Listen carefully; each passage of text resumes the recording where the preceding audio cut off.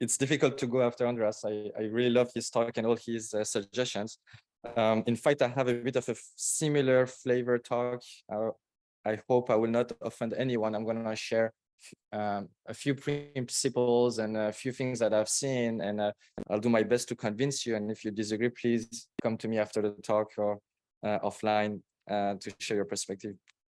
So I want to start this talk with showing the camera view of an autonomous vehicle. Its AI will first solve the perception task, detecting all objects around the vehicle, and then the next step is planning a path accordingly. And for many years, we thought that object detection is the real deal. We are at CVPR, computer vision, and we really try to push the limits of detecting all the objects.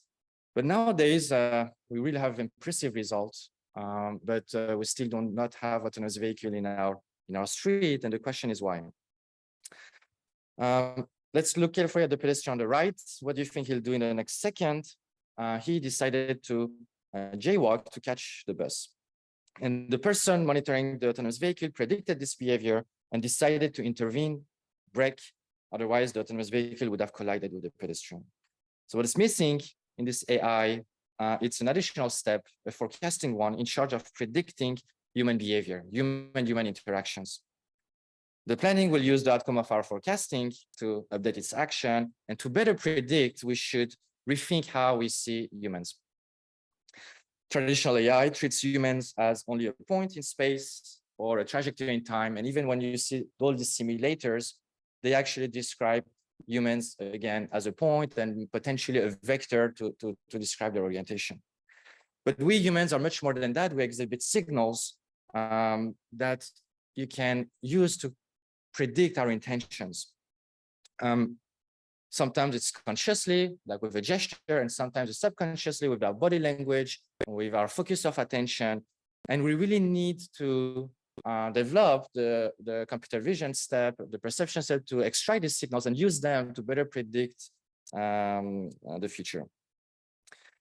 So in this scenario, forecasting is used to stop the vehicle. But if we travel to my hometown, forecasting vehicle-vehicle interactions should be used to not stop the vehicle around Arc de Triomphe. Otherwise, a French driver will crash into you from a rear side. And 98% of the current autonomous vehicle accidents are of this type, which is a sudden stop of the vehicle, surprising other drivers. And it's not a detection problem. It's not a planning. It's really a prediction problem, a social awareness. So let me introduce you another autonomous vehicle, our robot navigating alongside pedestrians in Lausanne. And again, unfortunately, our robot freezes in front of this crowd, cannot move. Why? Let's look at its AI. The perception pillar will detect and track all the pedestrians. The planning pillar will output 3 paths that are physically possible and select the shortest one. Yet, AI must understand that it's socially not accepted to navigate between 2 people talking to each other, and it must forecast the behavior of the person to not cross path. Hence, there is only a single good path, which is the one on the right. And our social forecasting pillar will address that. And by combining it with perception and pillar, it paved the way to a new type of cognition I refer to as socially aware AI, to make autonomous mobility a reality. So are we there yet? Now this is the fun part of the talk. My first claim is that it's all about learning a good representation for each of these tasks.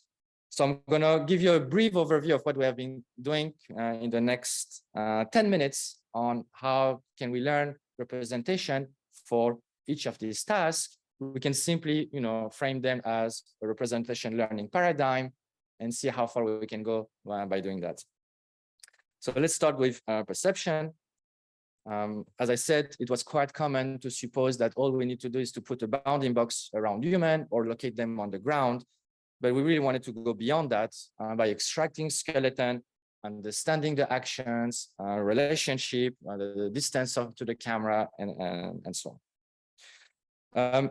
And our paradigm is, can we learn a latent representation that will solve each of these tasks but can we do them with a shared representation? The motivation is, well, computational efficiency, memory efficiency, real-time performance. So if we can have a single network that can do all our perception tasks to understand and read humans, that would be great. And there's also a motivation behind data. For many of these tasks, we might not have enough data, and we hope that they can help each other by looking at them jointly. So our technical goal is to learn this shared representation to read humans. We came up with a unified formalism to be able to describe all these tasks the same way so that we can learn them jointly. And it was based on this composite field formalism. That formalism allows you to jointly encode scalars and vector fields in the output space. You can have sub-pixel accuracy. You can use voting and model uncertainty in solving many of these tasks. So we apply it to do pose estimation, where we can do pose detection and tracking at the same time, and you can apply it to all type of agents, not only humans, but also animals and vehicles. These are some videos. We really believe that also vehicles should be described as a skeleton, not as just a cuboid. And we can take advantage of this skeleton to do much more than just locating them. We have also extracted more than 32 attributes on pedestrians from appearance, behavior, and intention by looking at how we can deal with the gradient to not lose performance when we're trying to jointly solve all these tasks. And this was a collaboration with Vivo AI that are also here at the conference with Patrick Perez and Mathieu Korn. Here are some qualitative results on some of these attributes that we wanted to extract, such as eye contact. We believe that eye contact is a very powerful signal to understand or better predict what the human will do. First, the human is aware of the vehicle or of the robot, so it might adapt accordingly. And we think that these are these type of signals that we should be able to detect. And also the focus of attention. In this first scenario that I shared, we do want to understand that this pedestrian is actually looking at the bus and therefore is very likely to that wants to catch the bus. And you can frame this as a scene graph generation where you can understand the relationship between humans and objects and try to understand what is their focus of attention. And finally, predict their intention. And you want to do this as early as possible to be able to well, deal with the complexity of pedestrian crossing or not. So this is our learning paradigm to do the perception task. And what is the current limitation or the current challenge? In all of these tasks, we are able to solve them to some extent, but we are still far from matching human performance. Because many of these tasks, we do not have millions of examples, thousands of examples of these body languages or these rare action that we do to communicate our intention. So we really are still suffering on how to be able to extract rare actions that we don't have a lot of labeled data on it. So that's the current limitation of perception. Let's look at the social forecasting. Again, your input can be the output of perception, which is the coordinate of pedestrians, their trajectory, and you want to predict the next coordinate, the trajectory in time. And the challenge is to be able to deal with the observed trajectory of that ego person, but also on modeling interaction, social interaction. The same formulation is true for vehicle. You add a scene in this formulation, and you want to also model the relationship between the vehicle and the scene in addition to all these social interactions. Our goal here, again, is to learn a robust representation of interactions. So for many years, the common learning paradigm, this was based on knowledge-driven methods, from the simple Kalman filter to social force model to discrete choice modeling. And all these methods had a great interpretability, but a limited prediction accuracy. In 2014, we collected a large-scale data set on human social interactions. We put sensors, cameras in train station, and we collected millions of examples of how humans interact with each other. And then we could start to develop data-driven methods based on deep learning to solve these tasks. Their accuracy was quite better than the knowledge-driven method, but the interpretability was definitely not the same. But yet, all these current state-of-the-art data-driven methods have quite a strong weakness, which is they are not robust. And I'm going to share you some example. We took the state-of-the-art models for trajectory prediction or for vehicle prediction, and we really wanted to see what we have learned from all these existing data sets. And it turns out that you can run a lot of scenarios artificially. You can position humans the way you want and see if your forecasting is realistic. Are you going to forecast an avoidance or not? And we realized that none of the existing state-of-the-art methods are socially aware. They are actually avoiding humans. There is always a scenario where these forecasting models are predicting a collision. We even looked at how much perturbation we can add to an existing example to see if it will lead to a perturbation. And indeed, by adding just a few centimeters to the observed trajectory, you can lead to a collision. So in many of these benchmarks, what we used to do is to look at the average displacement error or final displacement error, but not really to this collision rate. So we really focus here on the collision rate. And we had a starting point. We realized that many of these methods have actually some collision rate, even in the existing data sets. But then when we add our few centimeters perturbation, we're able to really attack all these methods and have more than 50% collision rate on all the scenarios that we were taking. So these are some qualitative results. The same is true for the vehicles. When we looked at the basic behavior, have we learned to just follow the road? So you can take your favorite benchmark, you can take your favorite model, and we did the same experiment. We took a simple road and we started to modify it and see if the prediction will follow the road or it will be off-road. And again, all the methods are failing.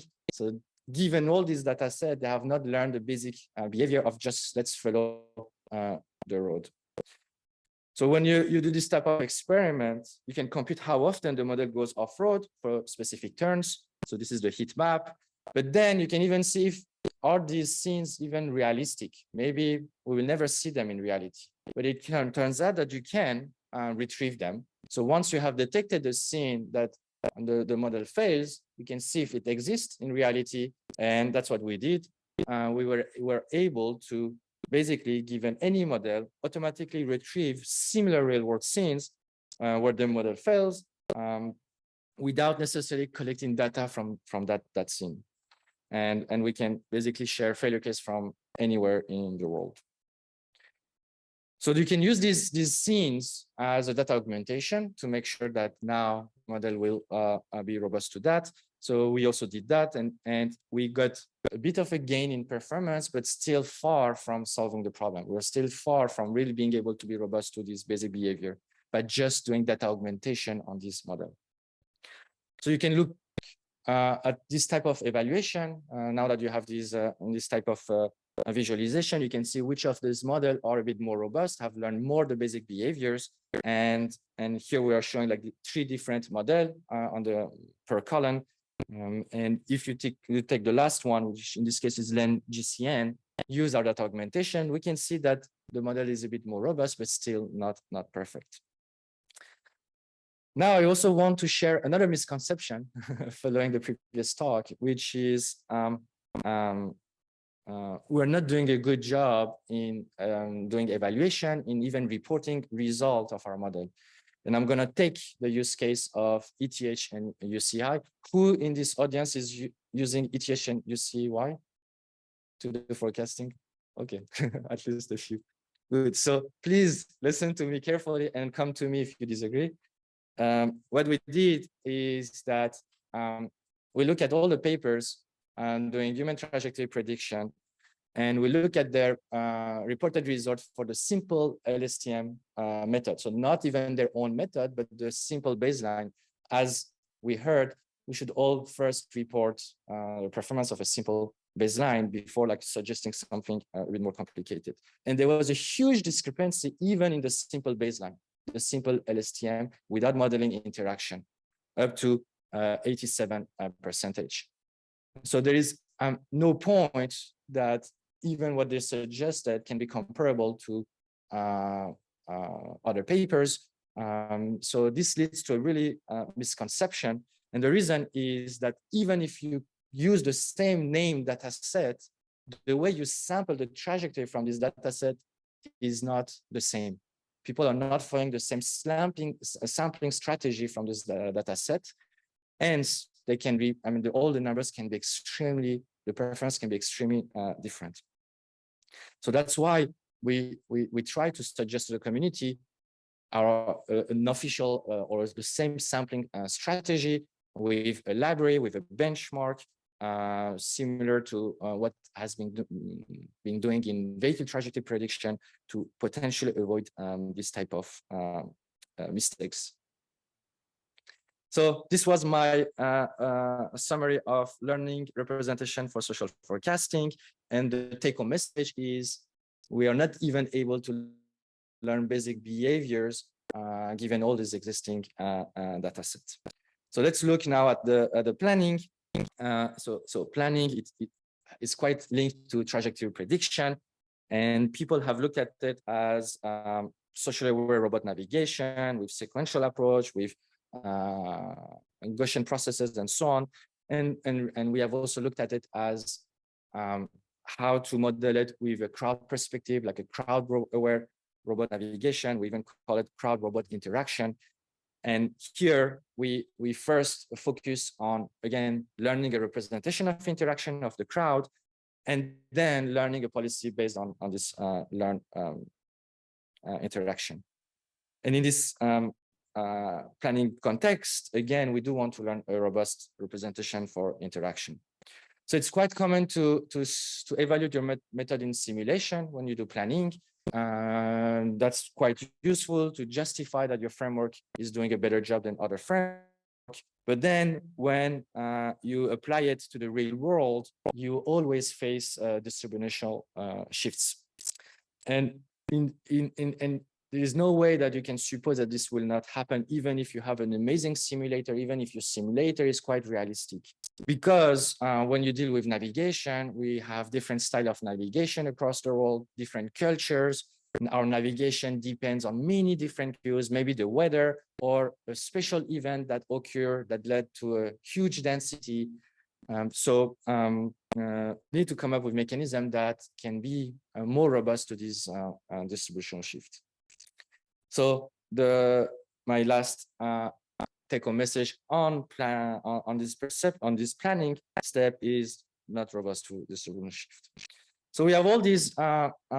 This is the current state of all these pillars. So what can we do? I'm gonna share in the next 10 minutes that I have. Is it correct? 10 minutes or of 10 minutes. 7 foundational principles to learn good representation for autonomous mobility. Here's the list, and I'm going to go one by one and share some examples. The first one is the principle of predictive coding. Predictive coding is also known as predictive processing, and it's a theory in neuroscience on how the brain might perform representation learning. It proposes that the brain constantly generates predictions about the sensory input it expects to receive and uses this prediction to optimize the processing of incoming information. It's quite in line with the energy efficient systems. Predicting the features seems essential to use energy efficiency, And the evolution of biological system can be driven by aiming to optimize storage and use meaningful information by learning to predict them. So this concept, it goes back to 1860, Helmholtz's concept of unconscious inference. And nowadays, we even refer to it as a word model in machine learning. So in representation learning, the first step to learn a good representation maybe should be to just train to predict and reconstruct your input data. And it turns out that we had a bit this motivation. We wanted to learn a representation, a shared representation of multiple tasks. And maybe one of our tasks should not be to do another perception task, a specific task, but to actually just learn to predict. And maybe this is the most useful task to train on, because you have unlimited amount of data, and there you might learn something quite meaningful. And this is a trend that exists, and we have seen a lot of success stories in NLP, GPT. Even at this conference, we have our friend from Wave talking about this in other workshop, showing that you can really learn to generate videos and images from that data. And then you can use this for other tasks. And the second principle is the principle of opposites, which is the follow-up of the previous one. What it means is that things are known by their opposites, as Rumi said, light by way of darkness, love by way of hatred, happiness by way of adversity. So we cannot develop an understanding of any matter without coming to know its opposite. And learning is successful by coming to know its opposite with positive and negative examples. So I believe that representation learning can be staged as two steps. The first one, let's just use the first principle, learn to predict the future. But then the second step is about learning a specific task. So if you want to learn a specific task, you need positive and negatives. And for many visual perception tasks, such data is available through human labeling. So to detect cats, we have a lot of examples of cats and also a lot of examples of not cats. And we are quite good to detect cat in any type of situation. And we're matching human level performance here. But in the context of mobility, our data is only about positive examples, positive social interactions. And we don't have observations of negative observation. We don't want to have this.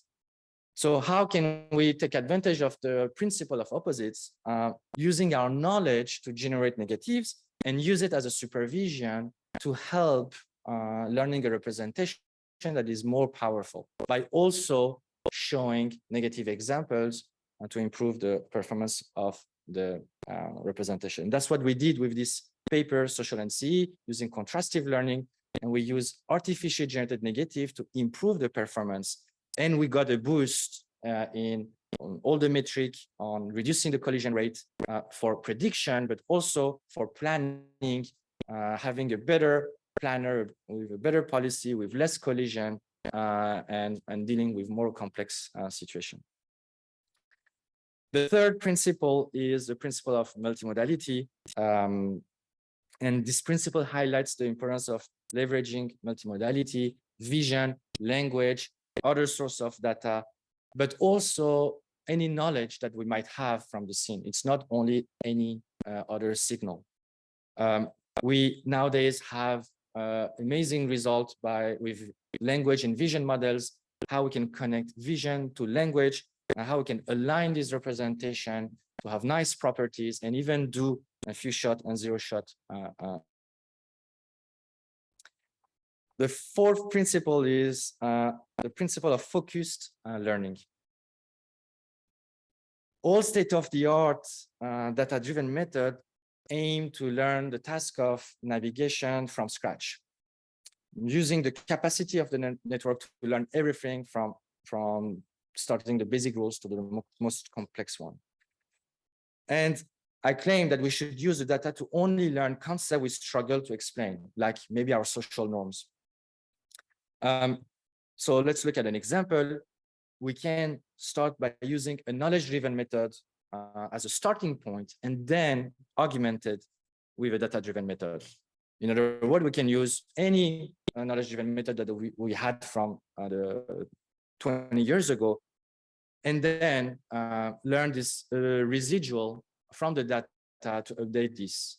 It was a bit similar to what Andreas presented also for the planning. So we have also done that for pedestrian and for vehicle trajectory prediction, and you can check this paper if you're interested. Fifth principle is the principle of compositionality and sparsity. Compositionality is the ability to decompose complex concepts into simpler, reusable parts, and sparsity, you want to use a minimal number of these atoms to reconstruct your scene. And I'd like to revisit these two concepts as follows. Our observed world, collected signals or perceived concept might look complex at first, yet they are the composition of few simple concepts. And our challenge is to find them, this atom of a dictionary that describes the world.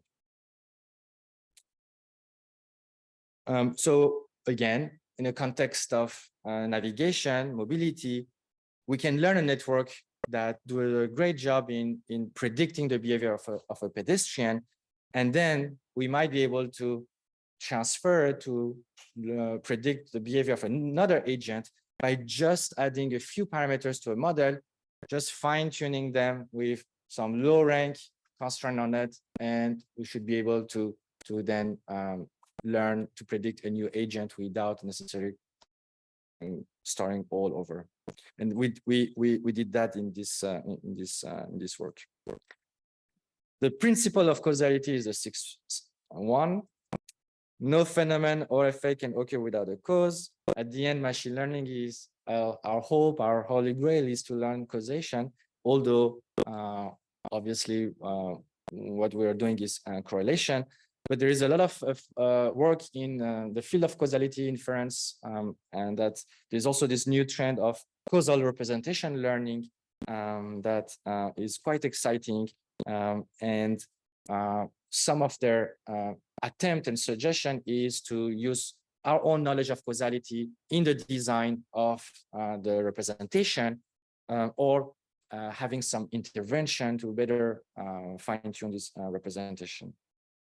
So we did that also in the design of our network. We injected our causality, our understanding of causality, that we have some behavior that are coming from the physics that should be invariant to an environment, but then we have all these social cues that are dependent to invariance. So let's disentangle them and learn them in a way that potentially can lead to a better causal representation.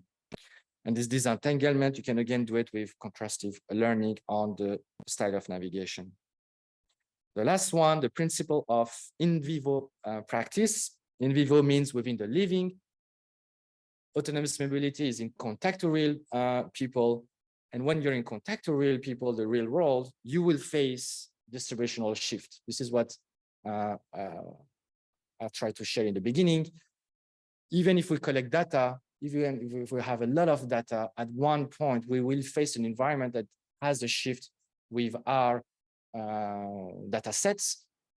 So we should come up with mechanisms that we can adapt our learned representation on the fly, such as test time training with self-supervised paradigm, so that we can be more robust to any environment and have this capability to still have a powerful representation.